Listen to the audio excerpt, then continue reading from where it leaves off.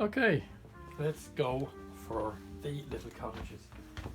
And you all know my little formula for the cottages, don't you, at this stage? I'm sure you do. Okay. We've two blues, and in this case, sometimes we use a white with a blue, brilliant blue, but in this case, we're going to use the brilliant blue, which is up here, mixed with a little bit of white instead of white, because we don't want the white is too stark against the magentas and the other colors. So basically, we're going to start putting in the gable end with this color, okay? And it will look pretty stark, even though you can see it's a light blue. And we're leaving the little gap, you know, that little gap, to show. Now, there might be a sort of a straightish line with the gable end of the house. You know, it doesn't have to be too crooked, okay? But the bottom part, now having a nice uneven line like that. Okay, so that's your gable end there. You might have to go over it twice, okay? Because you know the usual. If it's too transparent, just make sure you leave that little gap to show the magenta as the outline of it. Okay, and then we're coming across to, you know, the little wall here, sort of a broken down wall just hanging onto the edge there. And you can see then you have an uneven line at the bottom. And then there's another little second one here, which is a little gap between it. Make sure it's nice and uneven, okay? Nice and uneven. And it'll stand out. Now eventually, we'll probably dry that eventually and put another coat on it, okay? But that's just to get that area. Now the rest of it is in shadow, the little shed over here, and this particular, the shadow part of the main color. So we clean the brush, and then we're going back to our original brilliant blue, you know, which on your list I think is number 3. Yeah, number 3. But as I said, if you just have one blue, just vary it with a little bit of white, and that should do it. Now we're getting a nice mix of that there, and then we're going in for our darker areas, the shadow areas. And I'm just supporting my hand here with my other hand, because I have a tiny canvas. You know, if you have a big canvas, I can imagine you do massive big strokes with this. It would be fantastic. But leaving your magenta outline again. Okay, and you try and leave a tiny outline between that and the gable end, okay? Something like that, okay? And then it turns the corner here, you leave a little bit there. A little gap there as well for the door. Don't go near the roof, as I said. The roof is pure magenta. And that's your chimney there. Then the other side, then the other chimney comes down like this. And there at the side. And the bottom again is more or less uneven, okay? Uneven. Now we can go back in, if we smudge those lines, we've gone over 2, we can go back in with a really thin brush to put the magenta back in. No problem at all, you know. Now, this little rough area here, little passage here is like a little broken down wall again. And maybe with a roof that's very old or whatever, but that's going in there at the side like that, in the middle I should say. Then we have the little shed area, you know, which is just gonna, the 2 gable ends are like so. And then you have this little gap there in the middle for the door. I'll move my hand out of the way so you can see it. And basically that's going to be it. With a little another wall that's falling down here off into the distance like that, and leaving your magenta gaps again.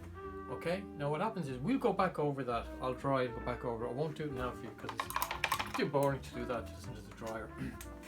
But we're going to move on to next is our lovely furrows here. And it's a very simple process really. What I want you to do first of all is mix a little bit of the sap green with your light green permanent. Okay, that's the sap green there, which is quite dark, but just get a nice little mixture there, a little lighter. You can see the difference, can't you, in the tone? Okay, that's grand. I can hear you all saying yes. Now, what we start with then are these lines, and there's going to be every second line will be whatever it is that's growing there. I don't know. It could be some magical lettuce or whatever you want.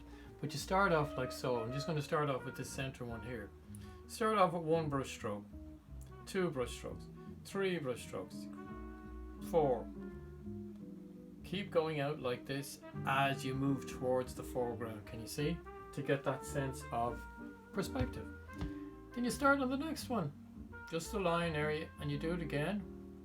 Tiny little strokes, that's me going offline, slightly tiny little strokes like that, and stick to the top part of your line. Don't bring it out. Just in the middle one, you have it on both sides, okay?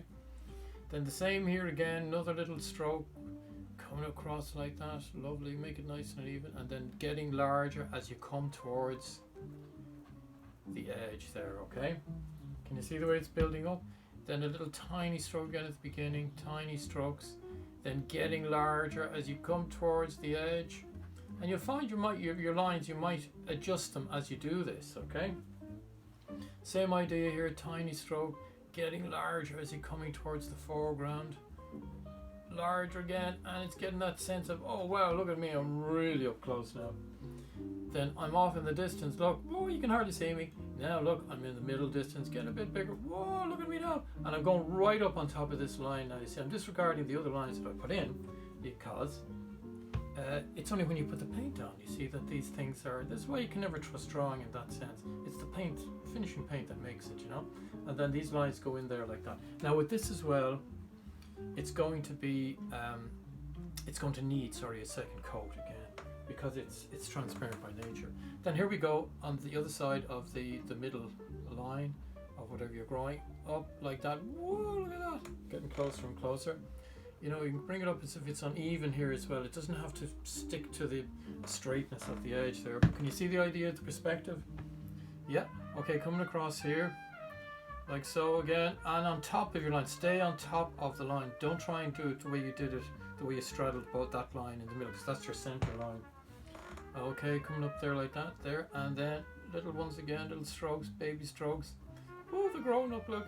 They're nearly teenagers. Oh my god, look, they're adults now, look. Woo, all the way up there like that. Okay, have you got that? Yeah.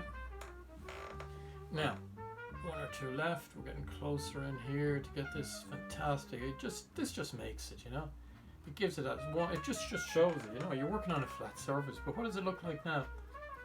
Isn't there perspective in it? Yeah. Can you see the perspective building up?